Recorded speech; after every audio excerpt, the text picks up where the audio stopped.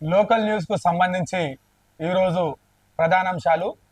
IT శాఖ మంత్రివర్యులు శ్రీధర్ బాబు గారు కట్టాలకు సంబంధించిన కస్తూరిబా బాలికల కళాశాల ప్రారంభోత్సవంకి సంబంధించి ప్రారంభోత్సవంలో పాల్గొన్నారు. అదేవిధంగా సనోఫీ కంపెనీకి సంబంధించి ఏదైతే Sanofi health care India global ఇండస్ట్రీకి సంబంధించి వారి సంస్థను ప్రారంభోత్సవం చేసినారు. తద్వారా 4,000 కోట్ల రూపాయలు తెలంగాణ ప్రభుత్వానికి రానున్నాయి. అదే విధంగా ఇకపోతే ఏదైతే మంథని నియోజకవర్గానికి సంబంధించి మొన్న ఏదైతే పుట్ట మధుకర్ ఏదైతే మంథనిలో 8 లక్షల లీటర్ల వాటర్ ట్యాంక్ నిర్మాణానికి సంబంధించి శ్రీధర్ బాబు గారు ఈ ప్రాంత అభివృద్ధి కోసం పనిచేస్తున్నారో వారిపై తప్పుడు ఆరోపణలు చేసిన పుట్ట మధుకు కౌంటర్ గా మంత్రి మండల అధ్యక్షుడు ఎవరైతే ఐలి ప్రసాద్ అధ్యక్షతన జరిగినటువంటి ప్రెస్ మీట్ లో సూటిగా స్పష్టంగా మంత్రిని మండల కాంగ్రెస్ పక్షాన మంత్రిని మండల అధ్యక్షుడు ఐలి ప్రసాద్ అడగడం జరిగింది.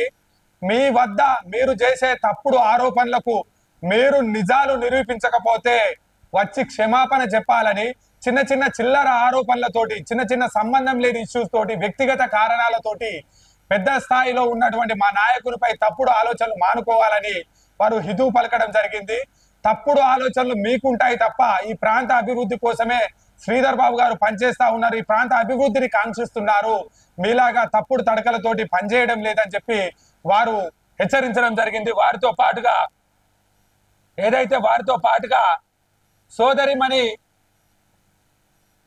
సోదరిమణి ఎవరైతే పెండ్రు రమాదేవి ఏదైతే మంథని మున్సిపల్ కు సంబంధించి పుట్ట మధుకర్ మాట్లాడిన మాటలకు వారు కూడా ఆఫీసులో ప్రెస్ మీట్ పెట్టడం జరిగింది. నేను ఈ ప్రాంతంలో పుట్టిన బిడ్డనే, నేను ఈ ప్రాంతానికి సంబంధించిన బిడ్డనే, అందుకే నన్ను జనం ఆదరించి ఓట్లేసిర్రు. మరి నన్ను అంటున్నావు కదా, నువ్వు ఈ ప్రాంతంలో పుట్టి మంత్రిని ప్రాంతంలో పుట్టిన వాడివి, కమాన్పూర్కి వెళ్ళి ఎందుకు పోటీ చేసినవు? నువ్వన్న మండలాలు దాటి వేరే కాడికి వెళ్ళి పోటీ చేసినవు. నేను ఈ ప్రాంతంలో పుట్టి పనిచేసిన, మరి సిద్దిపేటలో ఏదైతే సిరిసిల్లలో కేటీఆర్ బుట్టలే కదా, అక్కడ ఎందుకు పోటీ చేస్తా ఉన్నాడు అని వారు ప్రశ్నించడం జరిగింది. అయినా ఏవైనా తప్పుడు మాటలు ఒకవేళ మీరు కావాలంటే ఏదైతే మా యొక్క స్థానిక విషయంలో నీకేమన్నా డౌట్లు ఉండేది ఉంటే మీ సతీమణి పుట్ట శైలజను అడిగి వివరణ తీసుకోవాలని, మీ స్థాయిలో ఉండి తప్పుడు ఆలోచనలు మాట్లాడితే మందిలో చులకనవుతాయని ఇటువంటి తప్పుడు ఆలోచనలు మానుకొని మంథని అభివృద్ధికి మాతో పాటు కలిసి పనిచేయమని చెప్పడం జరిగింది. అదే విధంగా ఏదైతే నిన్న జరిగిన విషాద ఘటనకు సంబంధించి ఏదైతే సింగరేణికి సంబంధించి ఓసిపి2 గనుల్లో ఏదైతే ఇద్దరు ఫిట్టర్ వెంకటేశ్వర్లు కానీ అదేవిధంగా హెల్పర్ సాగర్ గారు కానీ చనిపోవడం వల్ల ఈ రాష్ట్రానికి సంబంధించిన, ఈ ప్రాంతానికి సంబంధించిన ఏదైతే ఐటీ శాఖ మంత్రివర్యులు శ్రీధర్ బాబు గారు వారి పట్ల సంతాపం తెలిపి దిగ్భ్రాంతికి గురి అయ్యడం జరిగింది.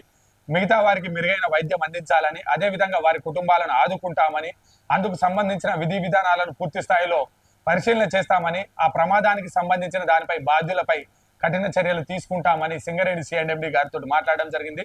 దాంతో పాటుగా ఐఎన్టీసీ నేత జనక్ ప్రసాద్ గారు కూడా హుటాహుటిన ప్రమాద స్థలికి అదేవిధంగా బాధితుల దగ్గరికి వెళ్ళి పరామర్శ చేయడం జరిగింది. వారికి సింగరేణి పరంగా, కాంగ్రెస్ పార్టీ ప్రజా ప్రభుత్వం పరంగా, ఈ రాష్ట్ర ప్రభుత్వం పరంగా అన్ని విధాలా ఆదుకుంటామని మరొక మారు తెలపడం జరిగింది. అదే విధంగా ఇంతటితో ఈ లోకల్ న్యూస్ కు సమాప్తం.